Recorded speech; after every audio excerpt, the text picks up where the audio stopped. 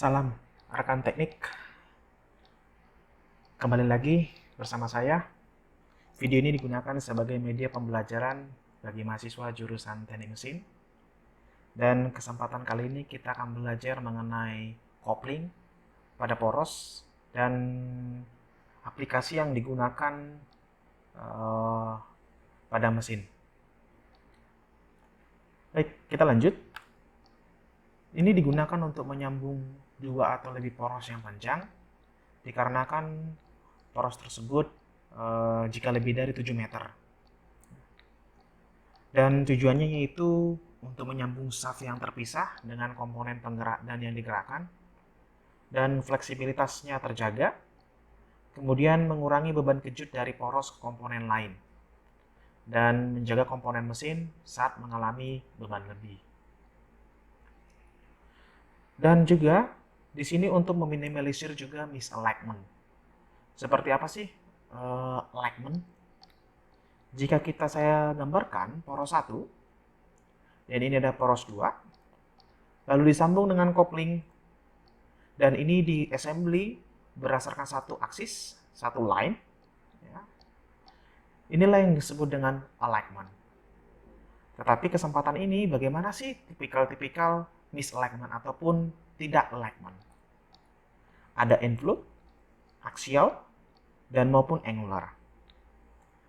End-float, misalkan contoh dia poros 2 ini agak lebih ke kanan, maka akan menghasilkan dari ataupun jarak X. Kemudian aksial, jika poros 2 ini ditaruh ke bawah, diletakkan ke bawah, maka akan menimbulkan jarak Y. Kemudian bagaimana dengan angular? Poros 2 ini dibuat dalam bentuk sudut, maka timbul alpha. Ketiga itulah guna dari kopling untuk meminimalisir misalignment. Tipe kopling dari poros, ya, tipe kopling untuk menyambung poros. Di sini kita melihat ada tipe dengan rigid, ada sleeve, ada flank, dan ada rib. Baik, seperti sleeve. Ya, sleeve ini hanya cuma disambung oleh hulu, tapi mempunyai ketebalan yang cukup tinggi, dan ini mempunyai key-nya.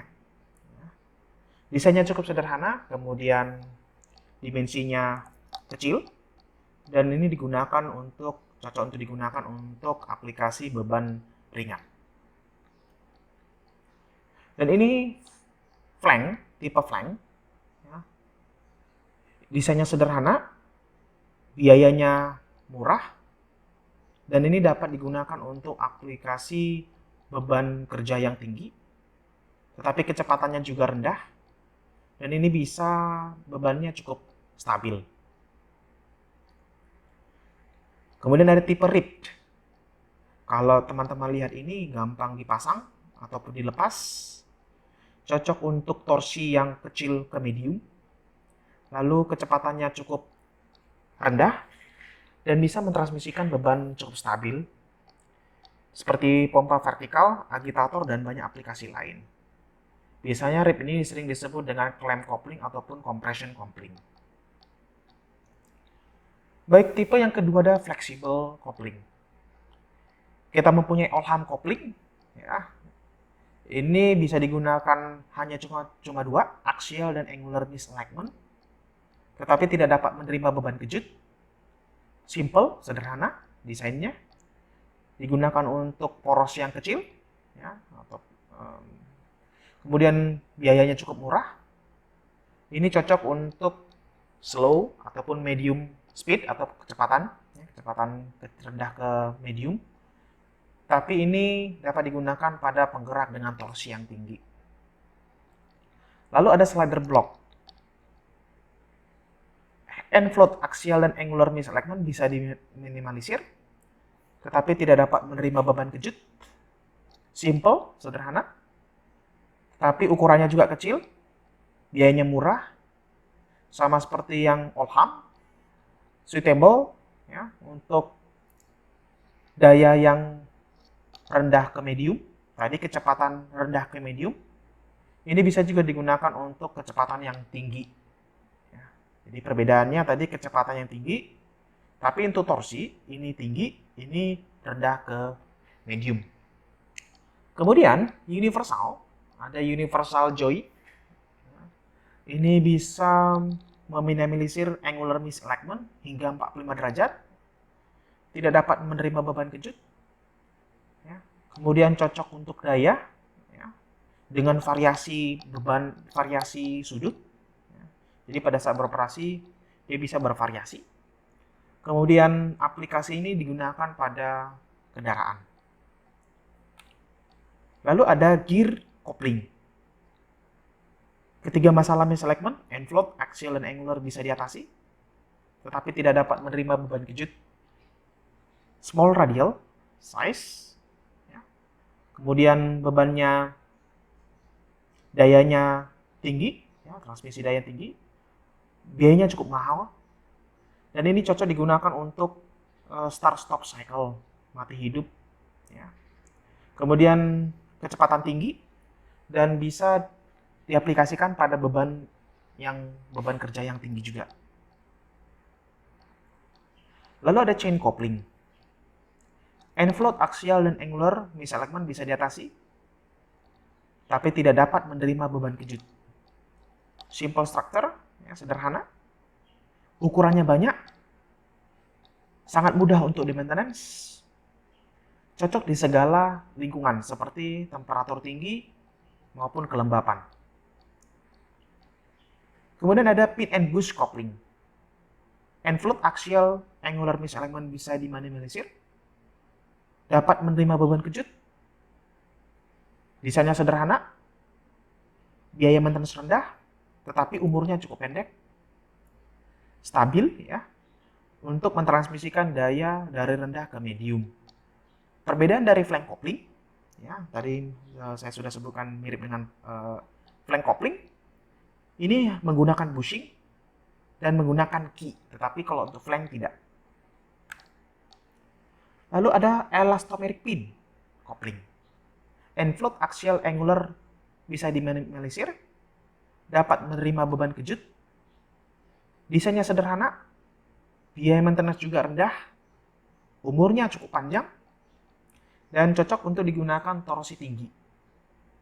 Bisa mati hidup secara berulang, dan kekurangannya pada tempat kerja pada temperatur minus 20 hingga 70 derajat Celcius.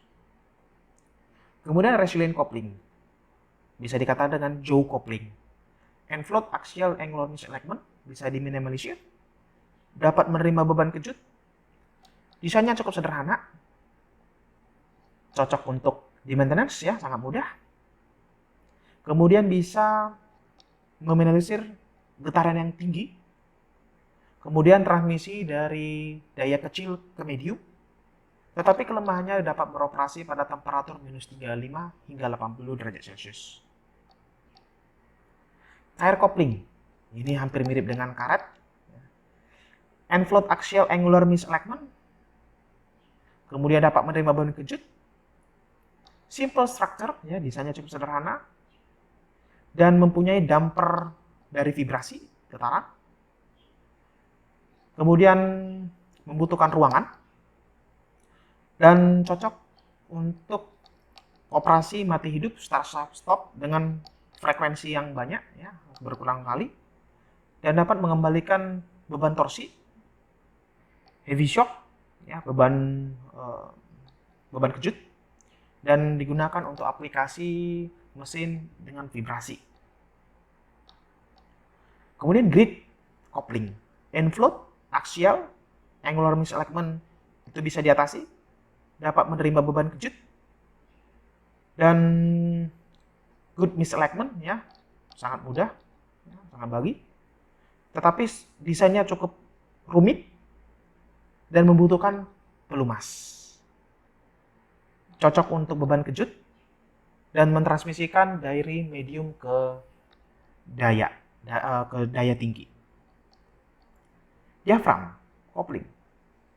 Ketiga masalah misalignment bisa diatasi, dapat menerima beban kejut, desainnya cukup sederhana, tidak membutuhkan pelumas, ringan, cocok untuk kecepatan tinggi, temperatur tinggi, dan beban kerja yang tinggi, seperti gas turbin, mesin presisi, dan sistem servo. Itulah beberapa tipe kopling yang digunakan, rigid, fleksibel, hingga diapram komplit. Selamat mempelajari, selamat menikmati, dan selamat mengulang mata kuliah ini atau pembelajaran ini. Terima kasih, salam.